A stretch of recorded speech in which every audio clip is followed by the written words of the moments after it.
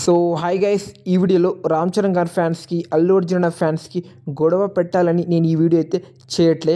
Full video చూడండి, క్లారిటీగా మీకు అయితే అర్థమవుతుంది. లేట్ చేయకుండా వీడియోలో అయితే వెళ్ళిపోద్దాం. దానికన్నా ముందు ప్లీజ్ మన ఛానల్ని ఎవరైనా కొత్తగా వచ్చి ఉంటే లైక్ ఇంకా సబ్స్క్రైబ్ చేసుకొని సపోర్ట్ చేయండి. మన రామ్ చరణ్ గారు mega power star Ram Charan global star tag ఉండక ముందు, అంటే మనకు ఒక 20 years బ్యాక్ వెళ్దాం. ముందుగా అయితే మన Ram Charan mister box office పేరు ఎలా వచ్చింది, గ్లోబల్ స్టార్ అనే ట్యాగ్ ఎలా వచ్చిందో మాట్లాడుకుందాం. మన అందరికీ తెలిసిందే మెగాస్టార్ చిరంజీవి కొడుకు మన రామ్ చరణ్ గారని. ఫస్ట్ తన డెబ్యూ ఫిలిం మన ఎస్ఎస్ రాజమౌళి గారితో తీయాల్సింది. బట్ మన రాజమౌళి గారు ఏమన్నారంటే ఫస్ట్ ఫిలింలో ఎలా యాక్ట్ చేస్తాడో, యాక్టింగ్ బాగుంటుందో లేదు అని మన రాజమౌళి గారు అయితే డౌట్ వచ్చింది. అందుకోసం నేను సెకండ్ ఫిలిం తీస్తా రామ్ చరణ్ గారితో, దానికన్నా ముందు వేరే డైరెక్టర్తో ఒక ఫిలిం తీయండి రామ్ చరణ్ గారికి అని అన్నాడు. అంటే ఎస్ఎస్ రాజమౌళి గారు అయితే చిరంజీవి గారికి అయితే అనడం అయితే జరిగింది. అలా చిరంజీవి గారు అయితే మన పూరి జగన్నాథ్తో ఫిలిం అయితే చేసిండు చిరుత. ఆ మూవీ చాలా అంటే చాలా బాగా ఆడింది. డే వన్ నుంచి చాలామంది దగ్గర అయితే మంచి టాక్ అయితే రావడం జరిగింది. రామ్ చరణ్ గారికి మంచి పేరు రావడం అయితే జరిగింది.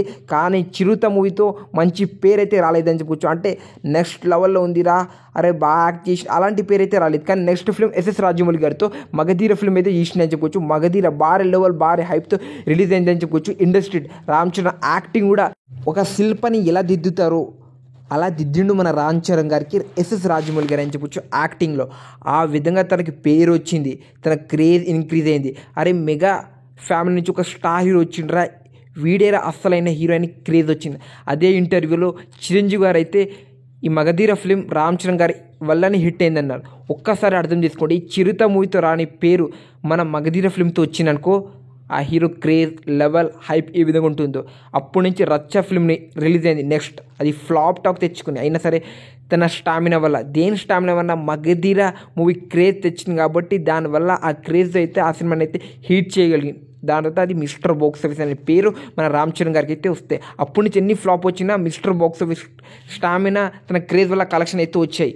కానీ ఇలాంటి మూవీ ఫస్ట్లో అయితే మన అల్లు అర్జున్ అన్నకైతే పడలే. ఇలాంటి క్రేజ్తో భారీ ఎక్సెప్టెన్స్తో మూవీ అయితే లాంచ్ అయితే అవ్వలేదు అని చెప్పుకోవచ్చు. ఒక చిన్న ఫిల్మ్తో వచ్చిండు గంగోత్రి, భారీ నెగిటివిటీ బాగా ట్రోల్ చేశారు. దాని తర్వాత మన ఆర్య బన్నీ ఇలాంటి హిట్ ఇచ్చుకుంటూ వచ్చిండు. కానీ మగధీర ఇలాంటి ఫిల్మ్ ఎక్కడ పడలేదు. కానీ మగధీర లాంటి ఫిల్మ్ వచ్చేసరికి పుష్ప అంటే 20 years తర్వాత మన ఐకాన్ స్టార్ అల్లు అర్జున్ అన్నకైతే పడింది.